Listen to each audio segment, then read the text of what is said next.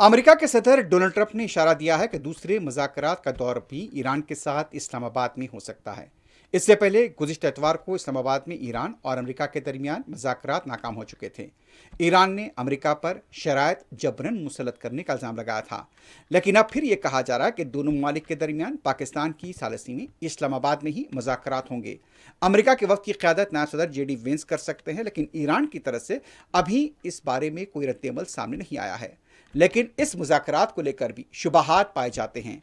गुज़िश्ता इतवार को भी जिस तरह से शुबहात हुए थे, उसके बाद अमेरिकी वफ़द इस्लामाबाद से चला गया था, ईरान का वफ़द भी चला गया था, कोई नतीजा यहाँ पर नहीं निकल पाया था। मुसलसल अमेरिका की तरफ से ये कहा जा रहा है कि यूरेनियम की अफज़ुदगी को यहाँ पर नहीं होना चाहिए और इसे मुंतकिल किया जाए, जबकि ईरान से ये ज़मानत अमेरिका चाहता है कि वो न्यूक्लियर हथियार नहीं बनाएगा, लेकिन ईरान इस सिलसिले में अभी तक इस पर तैयार नहीं हुआ है। ईरान और अमेरिका के दरमियान मुज़ाकरात का अगला दौर पाकिस्तान में होने का क़वी इम्कान है। अमेरिका के सदर ट्रंप का कहना था कि ईरान से मुज़ाकरात का अगला दौर पाकिस्तान में हो सकता है। अमेरिकी सदर ने फॉक्स न्यूज़ को इंटरव्यू देते हुए ये भी कहा कि जंग अब ख़त्म होने के करीब है। उन्होंने कहा ईरान की तमाम सलाहियतों को ख़त्म कर दिया गया है, फ़ौजी सियासी ताकत मुकम्मल ख़त्म हो चुकी है। ट्रंप ने कहा आबनाए हुर्मुज़ की नाकाबंदी जारी रहेगी। I had to divert because if I didn't do that, right now you would have Iran with a nuclear weapon, and if they had a nuclear weapon, you would be calling everybody over there, sir, and you don't want to do that. Well, you keep saying was. Is this war over? I think it's close to over, yeah. I mean, I view it as very close to over. You know what?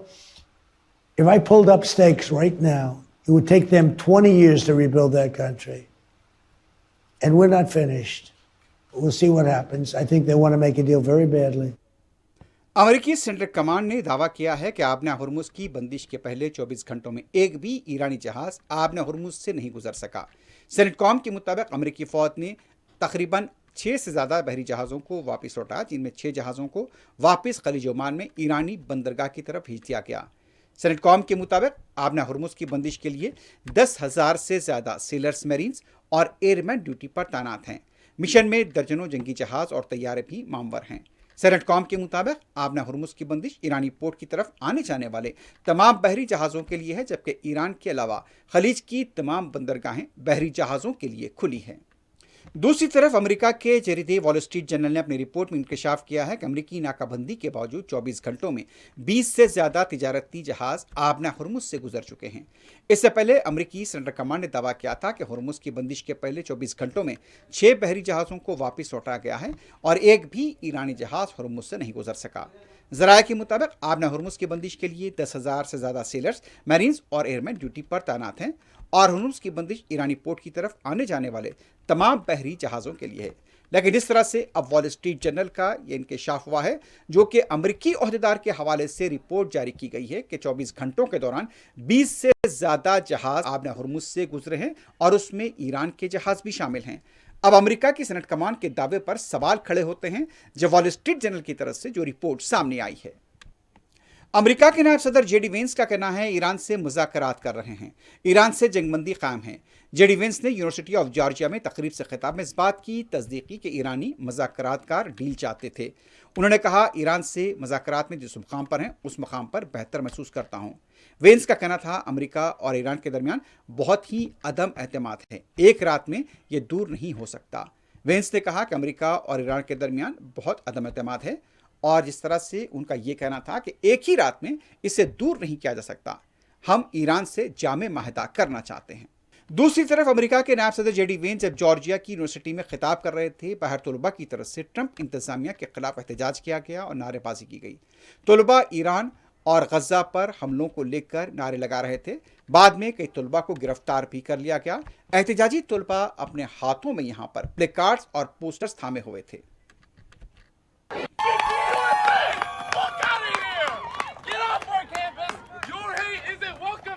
That's very grown up of you.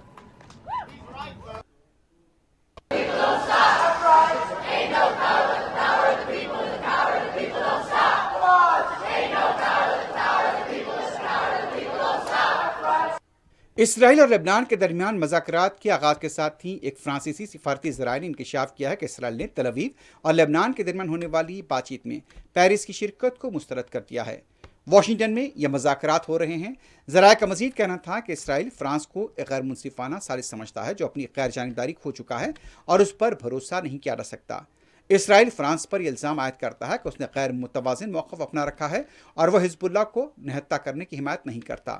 تل Aviv نے Paris پر الزام لگایا کہ وہ ایران اور حزب اللہ کے خلاف حملوں پر پابندیاں لگانے کی کوشش کر رہا ہے۔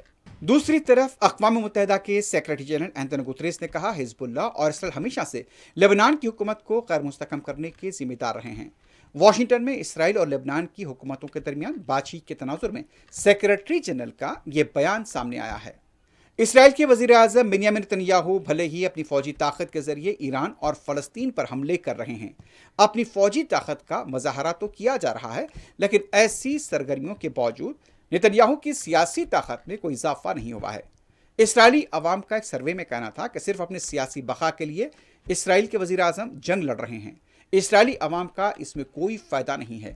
حالیہ چند دنوں کے دوران 7 اکتوبر 2023 سے ان حملوں کا آغاز ہوا تھا، جب غزہ پر حملے شروع کیے گئے، پھر اس کے بعد ایران پر جون میں حملہ ہوا، پھر اس کے بعد رکی گئی کارروائی، پھر اب حملہ ہوا۔ اس طرح سے مسلسل اسرائیل کے عوام کو جنگی حالات کا سامنا کرنا پڑ رہا ہے، اور خاص طور پر 40 دن کی جو ایران کے ساتھ جنگ ہوئی ہے اس دوران میں اسرائیل کا غیر معمولی نقصان ہوا ہے، اور کئی علاقے تھے جہاں پر میزائل آ کر گرے اور انسانی جانوں کا بھی یہاں پر ضائع ہونا منظر عام پر آیا تھا۔ لیکن اس کے باوجود بھی نیتن یاہو ابھی بھی جنگ جاری رکھنے کے حق میں ہیں، لیکن اسرائیلی عوام یہ کہتے ہیں کہ یہاں پر اس سے اسرائیل کا نقصان ہوتا ہے۔ صرف یہاں پر اپنے سیاسی فائدے کے لیے نیتن یاہو مسلسل جنگوں میں حصہ لے رہے ہیں۔